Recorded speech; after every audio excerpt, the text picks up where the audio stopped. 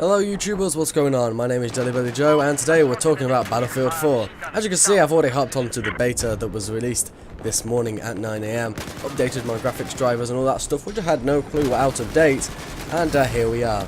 Now, before we get on to the game itself, I'll tell you what I'm playing as, and the graphics settings that I'm playing as. So we'll start back to front and we'll go graphics settings.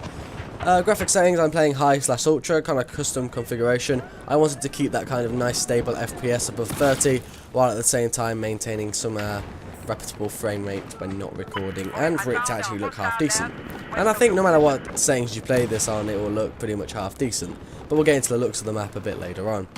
So first off, I'm playing as the Chinese army. I think we're against the US in this one. Obviously the military factions you can play as do rotate, so you can be playing Chinese versus Russian for some reason, Chinese versus US, US versus Chinese I believe, and blah blah blah. All of the different types, and you can all play it on this map.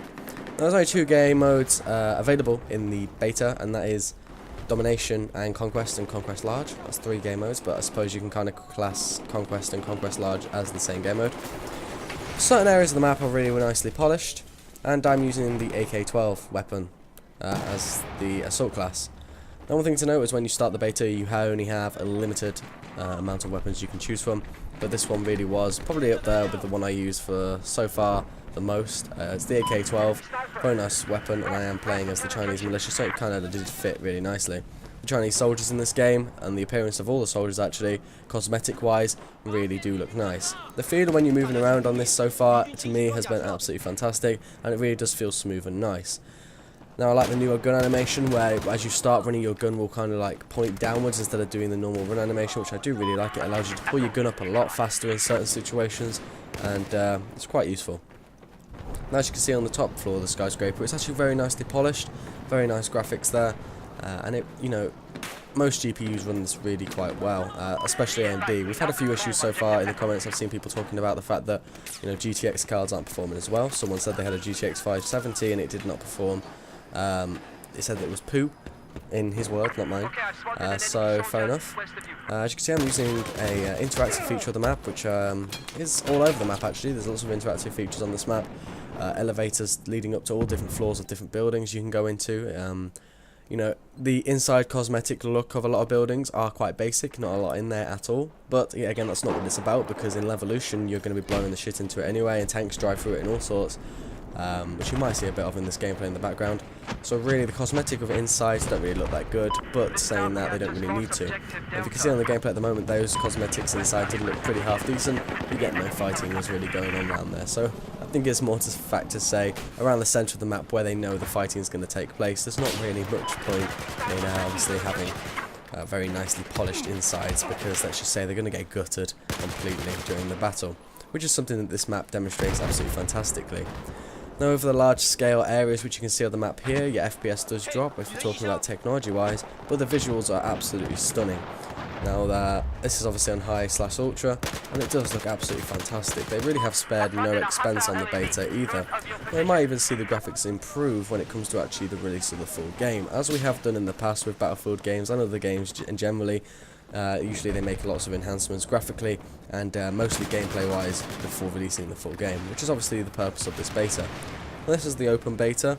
Obviously we've already had the closed beta, so they've already made vast improvements to what I heard was said at E3, which is always good to know. And so far so good. It's absolutely fantastic to play. The key features of this map, which I absolutely love, are the Levolution features, blowing down the skyscraper. I have witnessed that firsthand, and I have been inside the skyscraper as it's falling and died miserably before, because I couldn't get out. I only just spawned, and all the lights go out, and you end up dying, which is really, really symptomatic, lovely feel. In this part here, we saw this a lot at E3s, the kind of shopping mall part, a very nice, intense, close quarter combat area. And yeah, while we're here, because I saw a sniper shooting at me, I'll talk about the classes as well. Now, the classes are obviously the same as Battlefield, 5-man squads instead of 4-man squads. If you look at the bottom left-hand corner, you'll see 4 different kind of tab-type things above the names of the people in my squad. And those are defensive bonuses that we get for getting streaks or points as a squad. And they build up. As soon as you die, you lose that. So it kind of rewards your whole squad for how well you're doing, and will allow your squad to obviously do better as a whole. Now, the map interface, you can see there's various vehicles you can pick from, and you actually just spawn straight into them on the map. There is a bit of a commander mode, I believe. Well, the commander mode is there, but not a lot of people wanted to play as the commander mode.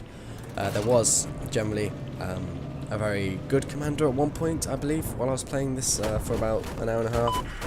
And the maps really do change as you play them as well. And as you can see, I'm just destroying shit as I move along here, so you can imagine what the map looks like once it's done. Probably about halfway through the game at the moment, and I don't know why I tried to face off anything there, and I ended up getting killed. So, gameplay wise, absolutely phenomenal, and if we're talking about graphically wise, also phenomenal. The Frostbite 3 does not let me down, and you know, the immersion of the game is absolutely fantastic, and this is only beta, so it'll be interesting to see the new maps that come out with the full game release as well. Now, as I did say quite a while back, I will be bringing you guys some actual gameplay, live gameplay of me playing it today. Might get that out today, or it will be tomorrow, either way. I'll bring you guys some updates on how I find in the beta, and cool features and, you know, things to note before the beta is publicly opened on the 4th. So until then, if you haven't got access to the beta, please do subscribe, check in, comment on this video if you have in a video card, tell us your performance if you are in the beta, and yeah, if you haven't got access to it, then subscribe and keep up to date. And if you've enjoyed this video, please support this video and support my channel by leaving a like. Thanks guys, I'll see you in a bit.